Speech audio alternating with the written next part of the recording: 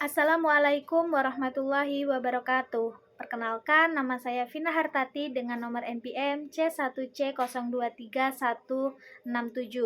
Baik, pada kesempatan kali ini saya akan membuat video terkait penjelasan materi mata kuliah Akuntansi Keuangan Lanjutan, di mana dengan dosen pengampu Ibu Indah Oktari Wijayanti, SE, MSI, AKT, CA, CAP.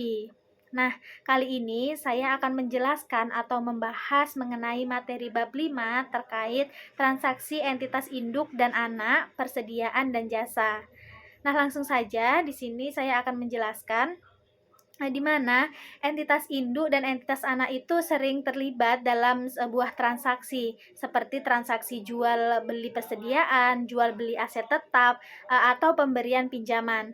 Nah, seringkali entitas anak itu menghasilkan produk yang akan diproses lebih lanjut oleh entitas induknya, atau sesama entitas anak dalam suatu kelompok usaha. Nah, dalam PSAK 65, laporan konsolidasian, transaksi yang melibatkan entitas induk dan entitas anak itu sering disebut dengan transaksi antar entitas dalam sebuah kelompok usaha. Nah, di sini kenapa sih diperlukannya eliminasi itu? Nah, eliminasi ini dilakukan supaya yang pertama, pendapatan dan beban internal itu tidak dihitung ganda. Kemudian yang kedua, laba internal yang belum terrealisasi itu tidak diakui. Dan yang ketiga itu, nilai persediaan yang ada di laporan konsolidasian itu sesuai dengan kos kelompok usaha, bukan harga jual antar entitas.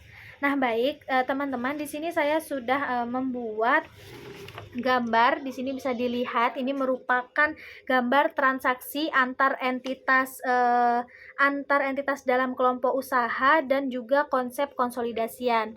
Nah, di sini terdapat entitas induk dan juga dua entitas anak. Nah, di sini bisa dilihat terkait dari ketika tanda panah ini mengarah ke entitas anak, itu berarti transaksi itu berupa transaksi hulu. Nah, sedangkan ketika panah ini mengarah dari entitas anak ke entitas induk, itu biasanya sering kita sebut dengan transaksi hilir. Nah, tidak hanya dua transaksi hulu dan hilir saja, di sini juga terdapat transaksi lateral, di mana itu tuh merupakan transaksi antar entitas anak. Nah, dari entitas induk dan entitas anak ini merupakan suatu kelompok usaha, di mana suatu kelompok usaha atau satu entitas tunggal, di mana yang nantinya akan menghasilkan laporan keuangan atau biasa kita sebut dengan laporan keuangan konsolidasian. Nah, baik, langsung saja ya teman-teman. Di sini saya sudah membuat contoh. Di sini saya sudah membuat contoh, di mana di sini contohnya yaitu berupa PT Palapa memiliki 100% saham PT Samudra. Nah, selama tahun 2020 terdapat transaksi penjualan persediaan oleh PT Palapa ke PT Samudra sebesar 10 juta. Nah, beban pokok penjualan yang dibukukan oleh PT Palapa terkait transaksi penjualan itu adalah sebesar 6 juta. Nah, di sini terdapat 3 skenario, di mana skenario yang pertama itu seluruh persediaan yang diperoleh dari PT Palapa itu telah terjual seharga 16 juta. Dan untuk skenario yang kedua, seluruh persediaan yang diperoleh dari PT Palapa itu belum terjual sama sekali. Nah, untuk skenario yang ketiga ini sebanyak 75% itu dari persediaan yang diperoleh dari PT Palapa itu telah terjual seharga 12 juta. Nah, di sini langsung saja pada skenario yang pertama, di sini terdapat gambar di mana PT Palapa itu di mana PT Palapa membeli persediaannya senilai 6 juta dan menjualnya kepada PT Samudra itu sebesar 10 juta. Kemudian PT Samudra itu menjual kepada non-afiliasi itu sebesar 16 juta. Nah, di sini non-afiliasi itu merupakan bukan merupakan satu entitas. Nah, sedangkan untuk PT Palapa dan PT Samudra ini merupakan satu kesatuan entitas. Nah, untuk tahap selanjutnya yaitu kita mempersiapkan tabel di sini. Di sini saya sudah buat di mana ketika ketika transaksi itu merupakan transaksi penjualan persediaan, maka akun-akun yang terlibat itu merupakan akun penjualan, HPP, dan juga persediaan. Nah, di sini langsung saja pada PT Palapa itu menjual pada penjualan sebesar 10 juta. Nah, tadi kan PT Palapa sudah menjual kepada PT Samudra itu sebesar 10 juta. Nah, kemudian untuk beban pokok penjualannya itu sebesar 6 juta, di mana PT Palapa tadi membeli persediaannya itu 6 juta ya. Nah, kemudian untuk laba kotornya ini didapat dari laba kotor ini merupakan keuntungan dari penjualan PT Palapa ke PT Samudra sebesar 4 juta. Kemudian untuk PT Samudra penjualannya itu sebesar 16 juta. Nah, di sini PT Samudra menjual kepada non afiliasi itu sebesar 16 juta dengan beban pokok penjualannya yang PT Samudra beli dari PT Palapa itu sebesar 10 juta, sehingga PT Samudra itu mendapatkan keuntungan sebesar 6 juta. Kemudian untuk penyusunan konsolidasi di sini langsung saja kita jumlahkan antara PT Palapa dengan PT Samudra, di mana di sini penjualan untuk PT Palapa 10 juta itu dijumlahkan dengan penjualan PT Samudra sebesar 16 juta, sehingga sebelum konsolidasi pada penjualan ini nih sebesar 26 juta, dan untuk beban pokok penjualannya sebesar 16 juta, sehingga laba kotornya itu sebesar 10 juta. Nah, selanjutnya itu untuk eliminasi. Nah, di sini untuk eliminasinya itu kita lakukan karena antara PT Palapa dan PT Samudra itu terjadi adanya transaksi, karena ketika satu kesatuan entitas itu terjadi transaksi, maka itu harus dieliminasi. Nah, di sini tadi PT Palapa itu menjual persediaannya kepada PT Samudra sebesar 10 juta. Nah, sehingga untuk eliminasinya itu sebesar 10 juta dan beban pokok penjualannya juga 10 juta. Untuk konsolidasi ini sebesar 26 juta ini tadi, karena sudah dieliminasi sebesar 10 juta, sehingga sisa konsolidasinya itu sebesar 16 juta, dan begitu pun seterusnya sampai dengan laba kotornya yaitu 10 juta. Nah, di sini laba kotor sebelum konsolidasi dan sesudahnya itu sama ya teman-teman, sebesar 10 juta. Nah, kemudian apa sih jurnalnya di sini? Jurnalnya itu berupa, ya teman-teman bisa lihat untuk jurnalnya itu yaitu penjualan pada beban pokok penjualan itu sebesar 10 juta. Oke, lanjut untuk skenario yang kedua. Nah, di sini untuk skenario yang kedua ini seluruh persediaan itu belum terjual. Nah, jadi di sini terdapat PT Palapa itu membeli persediaan sebesar 6 juta. Nah, kemudian PT Palapa itu menjual persediaannya kepada PT Samudra sebesar 10 juta. Nah, di sini akun-akun yang terlibat sama seperti tadi, yaitu akun penjualan, HPP, dan persediaan. Nah, di sini untuk PT Palapa penjualannya itu sebesar 10 juta dengan beban pokok penjualannya 6 juta dan juga laba kotornya atau keuntungannya itu sebesar 4 juta ya teman-teman. Nah, teman-teman bisa lihat di sini pada PT Samudra kosong. Nah, kenapa sih kok kosong? Karena persediaan yang PT Samudra beli dari PT Palapa itu belum terjual sama sekali sampai dengan akhir periodenya.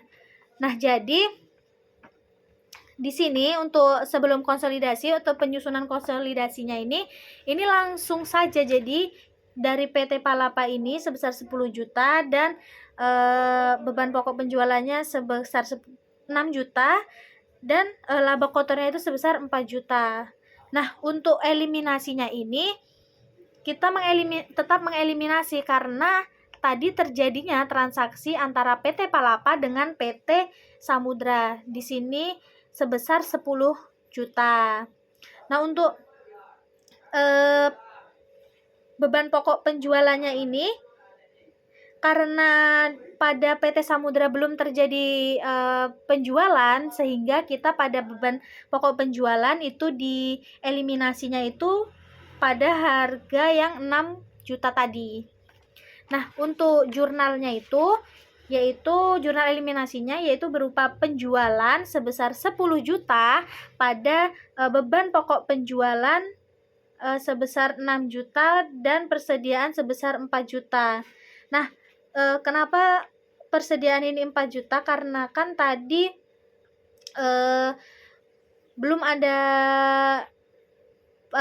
ada penjualan di PT Samudra ya, sehingga untuk persediaan itu nanti ketika di laporan konsolidasian kita harus mencatatnya sebesar ini harga yang di PT Palapa sebesar 6 juta, sehingga ketika tadi PT Samudra itu sudah mencatat sebesar 10 juta, jadi kita harus mengeliminasi 4 juta agar nanti pada saat laporan konsolidasian itu persediaan yang kita catat sebesar 6 juta.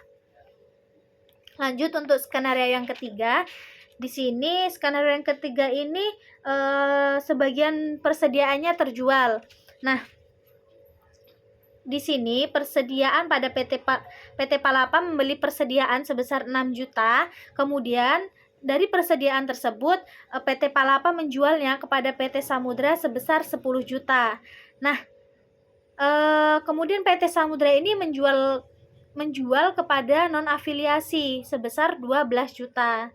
Nah, di sini untuk tabel di sini sudah saya buat juga, di mana untuk akun-akunnya ini sama seperti tadi, di mana untuk PT Palapa itu sebesar 10 juta, penjualan sebesar 10 juta dan beban pokok penjualannya sebesar 6 juta, dan PT Palapa memiliki keuntungan sebesar 4 juta. Kemudian untuk PT Samudra itu sebesar 12 juta dengan beban pokok penjualannya 7.500.000. Nah, kenapa sih kok bisa 7.500.000 padahal PT Palapa tadi PT Samudra membeli persediaan itu sebesar 10 juta. Nah, 7.500.000 ini kita dapat dari perkalian kan tadi hanya membeli 75%. Nah, jadi 7.500.000 ini kita dapat dari perkalian 75% dikalikan dengan 10 juta. Nah, untuk laba kotornya itu sebesar 4.500.000. Nah, sebelum konsolidasi ini kita jumlahkan seperti biasa, kita jumlahkan langsung. Untuk penjualan sebesar 22 juta, beban pokok penjualannya sebesar 13.500.000, kemudian laba kotornya sebesar 8.500.000. Nah, di sini kita melakukan eliminasi lagi, di mana tadi kan terjadi transaksi antara PT Palapa dengan PT Samudra, di mana kedua itu merupakan satu kesatuan entitas ya teman-teman. Jadi kita harus mengeliminasi transaksinya. Nah, di mana di sini kita eliminasi sebesar 10 juta penjualannya dan beban pokok penjualan itu sebesar 9 juta. Nah, kenapa sih 9 juta? Nah, karena tadi itu didapat dari pengurangan antara sebelum konsolidasi sebesar 13.500 dan 4.500.000. Nah, 4.500.000 ini didapat dari 75% dikalikan dengan 6 juta, sehingga hasil pengurangannya itu sebesar 9 juta. Jadi yang kita eliminasi itu sebesar 9 juta. Nah, kemudian untuk laba kotornya itu sebesar 1 juta. Nah, 1 juta ini merupakan keuntungan atas penjualan yang belum terrealisasi. Nah, untuk jurnal pada skenario yang ketiga ini yaitu penjualan sebesar 10 juta pada beban pokok penjualan sebesar 9 juta dan persediaan sebesar 1 juta.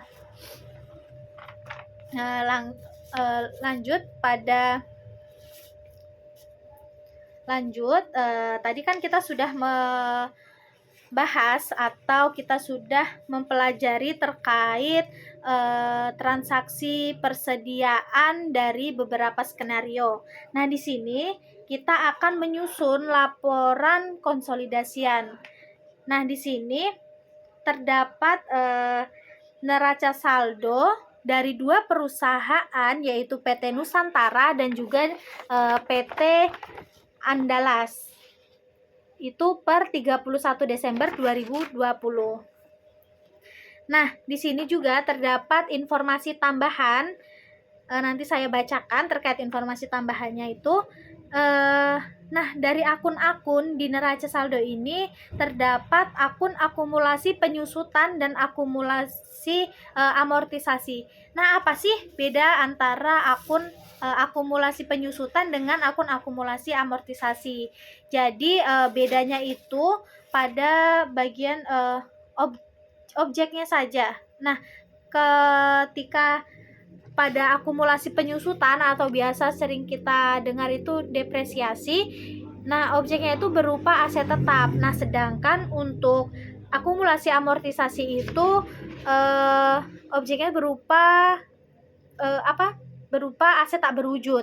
Nah, pada neraca saldo ini terdapat akun aset tak berwujud yaitu berupa merek dagang. Di sini merek dagang. Nah, untuk informasi tambahannya di sini, informasi tambahan yang pertama yaitu PT Nusantara telah membeli 75% saham PT Andalas pada 1 Januari 2020 sebesar 900 juta. Nah, nilai wajar kepentingan non pengendali itu 300 juta 300 juta. Kemudian yang kedua itu di sini kita bisa lihat pada PT Nusantara itu kan membeli 75% saham PT Andalas. Nah, di sini 900 juta dengan 300 juta pada kepentingan non pengendali itu totalnya 1,2 miliar. Nah, di sini kita bisa lihat pada bagian saham biasa dan saham dan saldo laba pada bagian PT Andalas di sini itu sebesar 800 dan juga 400. Jadi sehingga totalnya menjadi 1,2 miliar. Nah, kita bisa membuktikan benar nggak sih kalau misalkan PT Andalas itu PT Nusantara telah membeli 75% saham PT Andalas itu sebesar 900 juta, di mana dengan cara 1,2 miliar tadi itu kita kalikan dengan 75%. Nah, ternyata hasilnya benar bahwa PT Nusantara itu telah membeli saham PT Andalas itu sebesar 75% atau 900 juta. Kemudian terkait nilai wajar kepentingan non pengendali itu 300 juta. Dia bisa kita hitung dengan 1,2 M itu tadi 1,2 M itu dikalikan dengan 25%-nya. Kemudian untuk informasi tambahan yang kedua yaitu selama tahun 2020 PT Andalas itu memperoleh laba sebesar 200 juta dan membagi dividen sebesar 50 juta. Nah, di sini kita bisa lihat pada neraca saldo. Nah, di sini dividen PT Andalas itu benar ya, dia membagikan sebesar 50 juta. Kemudian untuk 200 juta laba 200 juta ini kita bisa lihat dari penjualan PT Andalas sebesar 875. Di sini 875 itu kita kurangkan dengan beban-beban yang ada pada PT Andalas. Selanjutnya untuk informasi tambahan dalam Yang ketiga yaitu dalam transaksi penjualan PT Nusantara itu terdapat penjualan kepada PT Andalas sebesar 100 juta dengan beban pokoknya penjualan itu 40 juta. Nah, PT Nusantara itu menjual persediaan kepada PT Andalas sebesar 100 juta, padahal persediaan awalnya yaitu nilai awalnya itu atau nilai yang dibeli oleh PT Nusantara itu hanya sebesar 40 juta. Jadi PT Nusantara itu memperoleh keuntungan sebesar 60 juta dari penjualan kepada PT Andalas. Kemudian untuk informasi tambahan yang keempat, di mana sampai 31 Desember 2020 persediaan yang diperoleh oleh PT Andalas itu dari PT Nusantara belum sama sekali terjual. Nah, di sini langsung saja ya kita lihat satu persatu terkait informasi tambahan tadi, di mana yang pertama ini PT Nusantara itu telah membeli 75% saham PT Andalas pada 1 Januari 2020 sebesar 900 juta dengan nilai wajar kepentingan non pengendalinya sebesar 300 juta. Nah, di sini untuk jurnal 1 Januari 2020 yaitu investasi pada PT Andalas, investasi pada PT Andalas pada kas itu sebesar 900 juta.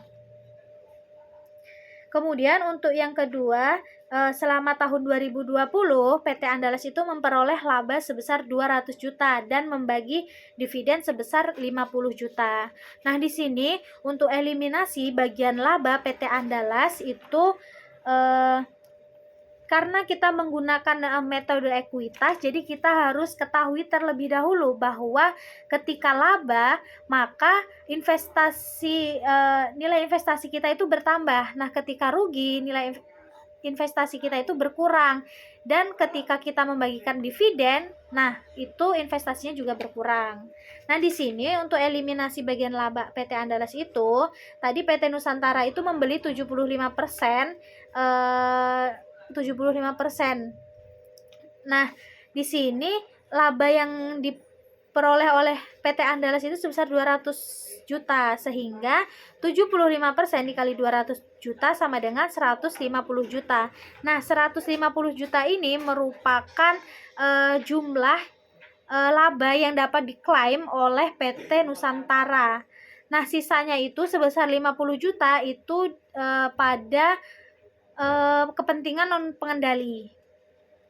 25%-nya tadi ya, teman-teman. Nah, kemudian untuk jurnalnya itu investasi pada PT Andalas pada bagian laba PT Andalas sebesar 150 juta. Nah, teman-teman bisa lihat. Kemudian terkait eliminasi dividen PT Andalas, nah di sini PT Nusantara tadi membeli sebesar 75%, sehingga dividen yang dibagikan oleh PT Andalas, PT Nusantara itu hanya bisa mengklaimnya sebesar 75% atau 37.500. Nah, untuk jurnalnya yaitu di sini teman-teman bisa lihat yaitu kas pada investasi pada PT Andalas ya sebesar 37.500.000.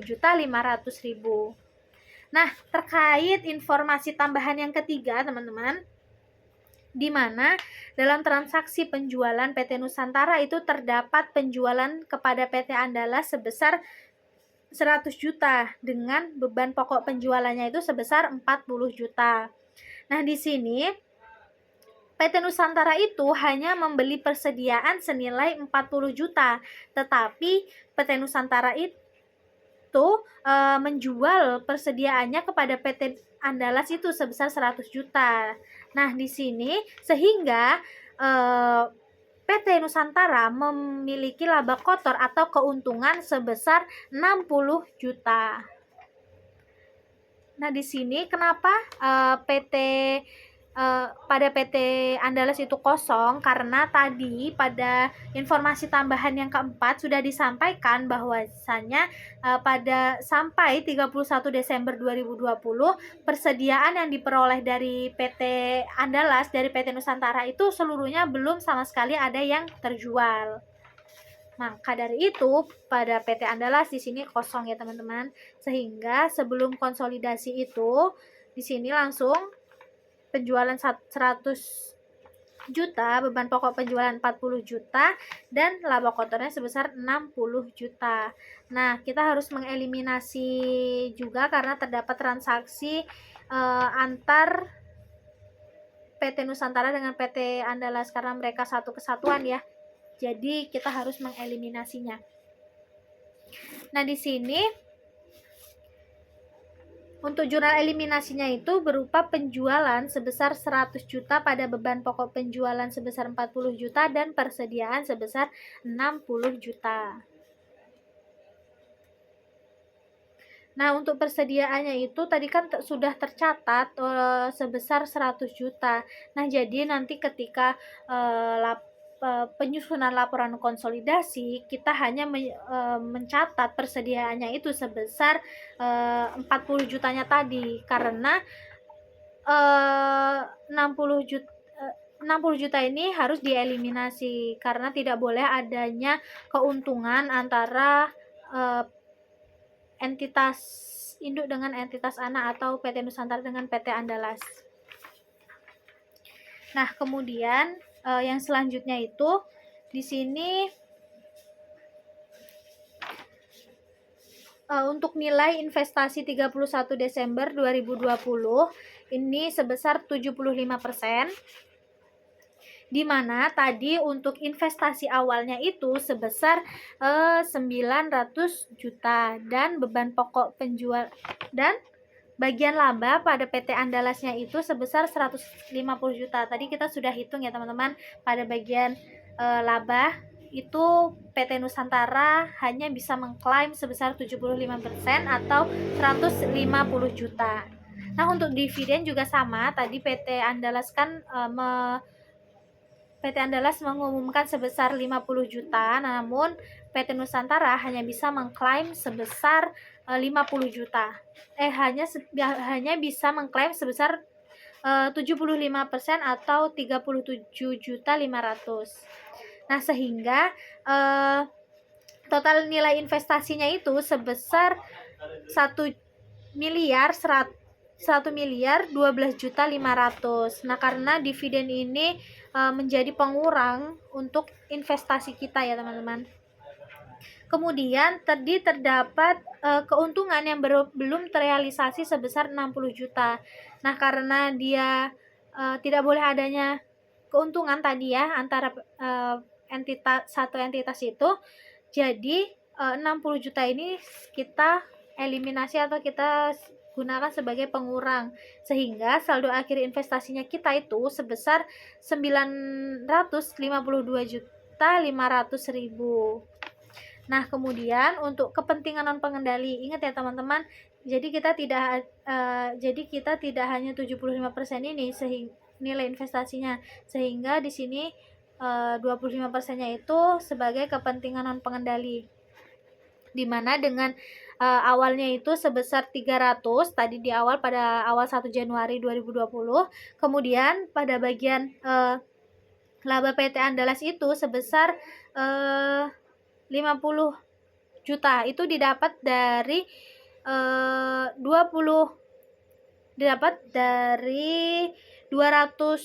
25% dari 200 juta yang sudah kita hitung sebelumnya.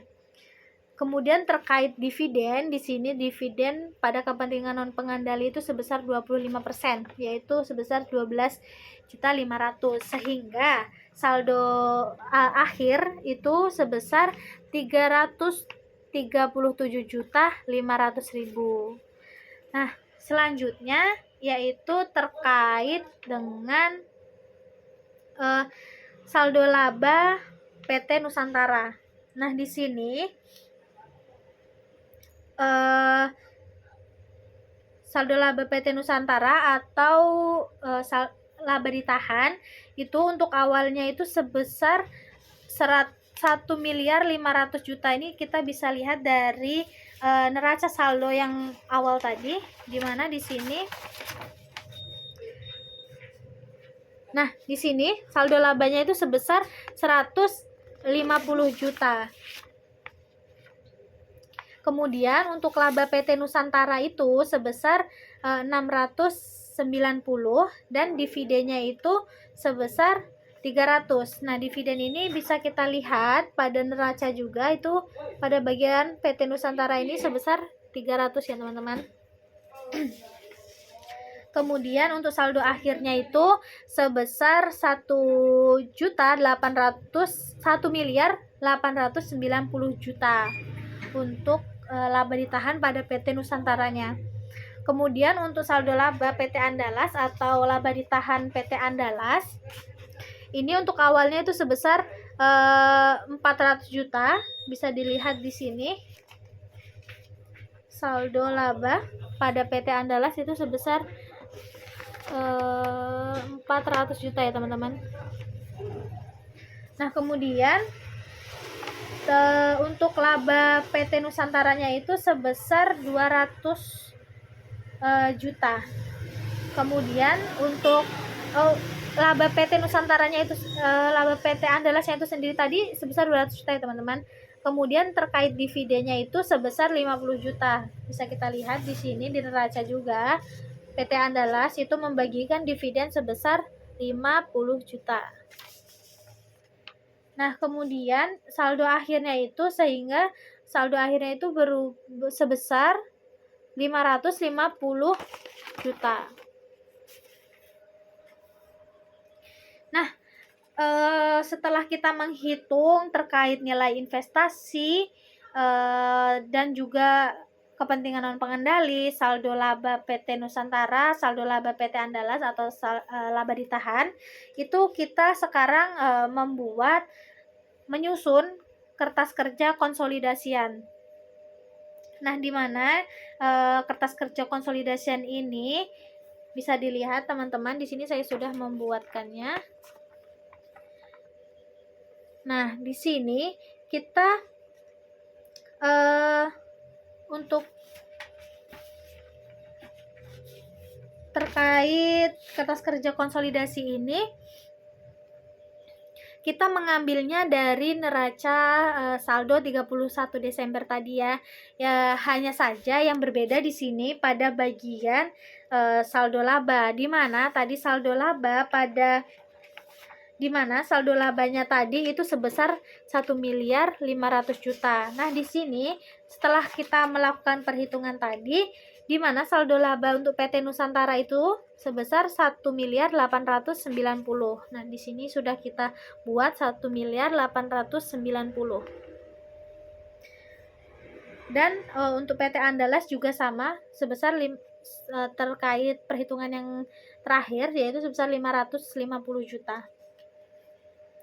Kemudian di sini juga untuk kolom konsolidasian ini didapat dari penjumlahan seperti yang awal-awal tadi, penjumlahan dari PT Nusantara dengan PT Andalas, di mana di sini kas dan setara kas itu PT Nusantara 1.087.500.000 dan PT Andalas 600 juta.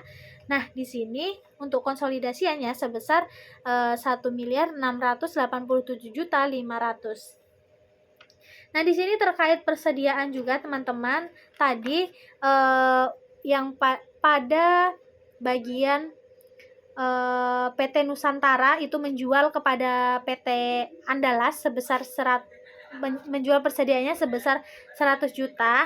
Nah, sehingga di sini PT Nusantara itu mendapatkan keuntungan sebesar 60 juta.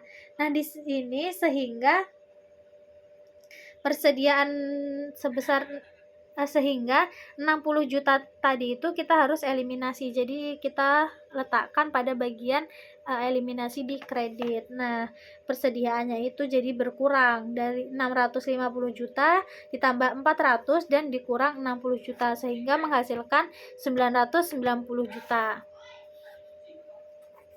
Kemudian terkait investasi pada PT Andalas, karena eh, karena sudah menjadi satu kesatuan ya teman-teman, sehingga untuk investasinya itu kita hapuskan. Jadi tidak ada investasi-investasi lagi karena sudah menjadi satu kesatuan. Kemudian terkait di sini